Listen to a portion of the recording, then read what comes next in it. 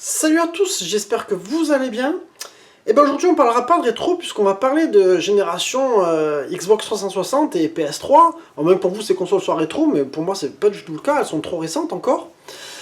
Il y avait un jeu sur cette machine là que en fait j'avais eu à l'époque et j'avais pas approfondi, j'avais pas super accroché. Je me suis dit je vais y laisser une chance et je vais m'y remettre.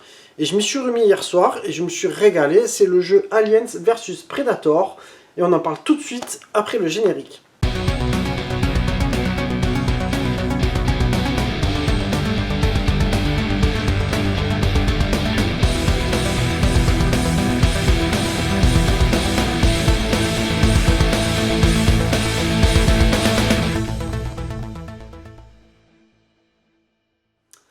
Alors, Aliens vs Predator, qui avait été développé par Rebellion Development, un studio basé à Oxford en Angleterre, qui compte à peu près 300 personnes, qui était notamment connu pour le Alien vs Predator sur Jaguar, mais aussi pour les jeux Simpsons sur PS2 et pour la série Sniper Elite. Alors ceux-là, je les ai pas fait. Dites-moi si vous les connaissez, si ça vaut le coup. Moi, ça m'a jamais trop inspiré. Il faut dire qu'à cette époque-là, nous, on était à fond sur les Call of Duty, les Battlefield, etc.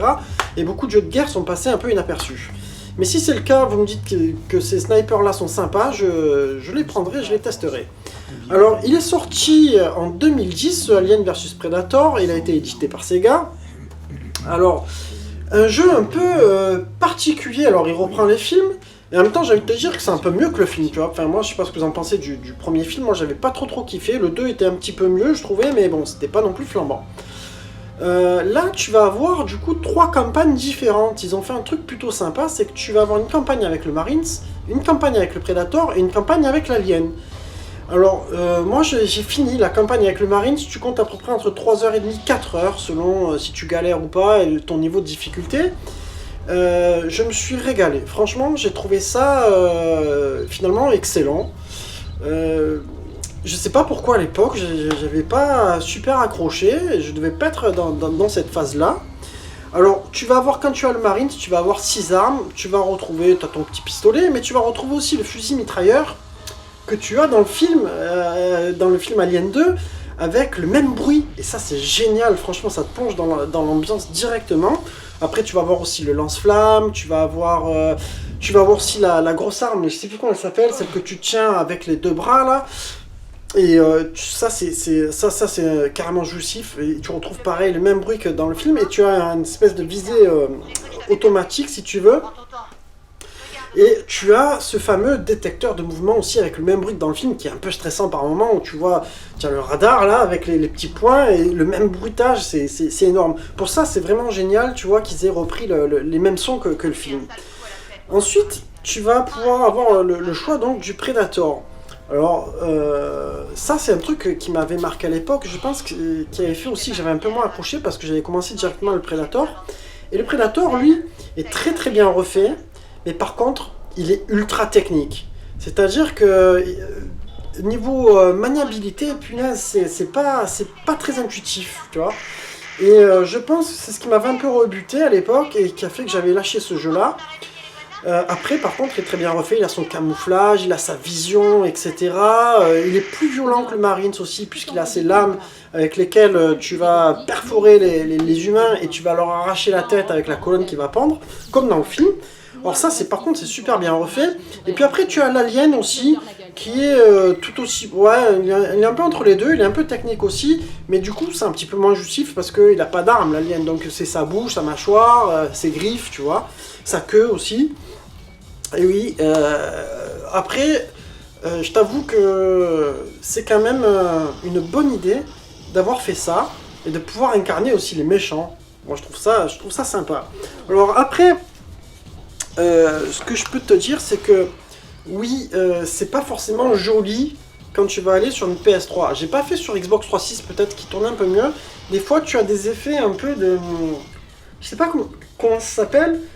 Quand tu vas bouger, tu as cette espèce de trait là qui passe par moment, si tu veux, sur l'image. T'as une espèce, c'est pas ultra fluide, mais enfin bon, c'est pas bien gênant.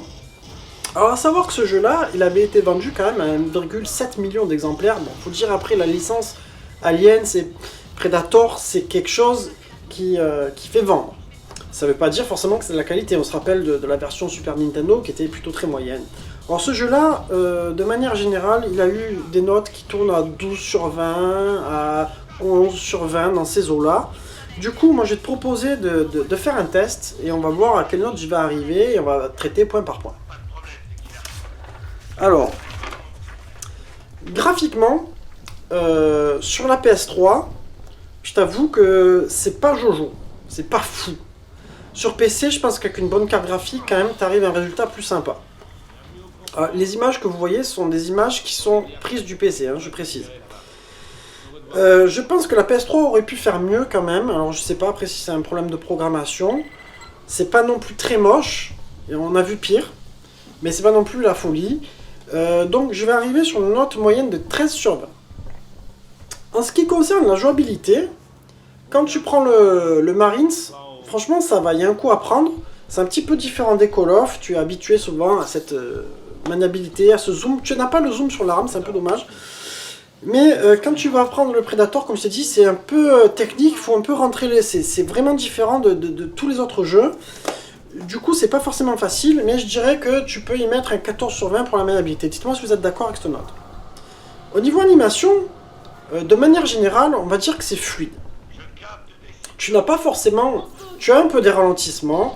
À un moment donné, tu vas arriver, tu vas combattre la reine, et il va y avoir énormément d'aliens à l'écran.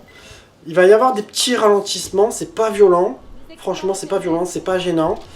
Je dirais juste des moments, les mouvements de caméra, des fois, je sais pas comment te dire, dans les déplacements, des fois, ça rend un petit peu fou. Bon, c'est normal, en même temps, c'est un jeu où t'as les aliens, ils cavalent de partout, ils te sautent dessus, donc des fois tu le cherches et ça va un peu vite. Quand tu vas jouer plusieurs heures, tu es un petit peu fatigué. Sinon, les aliens sont super bien refaits, ils bougent super bien, un peu comme dans le film, etc. Franchement, ce niveau-là, c'est pas mal. Je dirais qu'au niveau animation, du coup, ça mérite un 14 sur 20. Dites-moi ce que vous en pensez. Au niveau mix sonore, tu as tous les bruitages des aliens qui sont super bien refaits, les cris, etc. Les bruitages des armes qui sont très fidèles. Je trouve que c'est plutôt réussi, l'ambiance y est. Les musiques, par contre, ouais, j'ai pas trop fait attention, tu vois, je suis pas trop marqué par les musiques. Peut-être qu'elles y étaient, tu vois, je serais même plus t'en parler, pourtant je l'ai fait hier soir. Mais donc, je te dirais qu'au niveau ambiance, mix sonore, ça mérite un 15 sur 20. Au niveau durée de vie, eh ben, tu as 3 campagnes. Tu mets à peu près entre 3 et 4 heures par campagne. C'est-à-dire le jeu, en gros, tu le finis en 10-12 heures, selon la difficulté. Alors, dans la campagne, au début, moi, j'ai trouvé que c'était plus ou moins facile. Et plus tu avances, et plus c'est dur. Des moments, tu pètes un peu les câbles aussi, parce que putain, t'as trop d'aliens qui te viennent sur la gueule, et des fois, tu recommences plusieurs fois. Par contre, tu as des points de contrôle qui sont très bien faits. Ça, c'est génial. Les sauvegardes, c'est nickel à ce niveau-là, dans ce jeu. Donc, je dirais que niveau durée de vie, ça vaut un 14 sur 20, puisqu'aujourd'hui, le multijoueur, je pense pas qu'il soit encore actif, à moins que ce soit encore jouable, mais bon, je pense pas qu'il y ait grand monde. Donc, du coup, une fois que tu as fait tes 10-12 heures, je pense pas que c'est un jeu que tu vas refaire 10 fois, tu vois. Alors, en verdict, je te dirais que c'est un jeu sympa, qui n'est pas non plus dans le top des FPS. Par contre, pour l'univers, il vaut le coup. C'est sûr que, bon, on a vu mieux, hein, le Alien Isolation Nostromo, mais lui, il est plus survival horror, alors que dans celui-là, tu auras quand même, c'est vraiment action, tu vois. Et ça, c'est ce qui est vraiment... tu démords pas pendant toute ta campagne, putain, ça bouge. Hein. Donc je dirais qu'en verdict, ça mérite un 14 sur 20. Donc tu vois, je suis juste un petit peu au-dessus des notes moyennes des autres. Après, dites-moi si vous l'avez fait, qu'est-ce que vous en avez pensé. Voilà, ben on arrive sur la fin de mon test. J'espère que cette vidéo vous aura plu. Et je vous dis à très bientôt et je vous embrasse tous les amis. Ciao, ciao.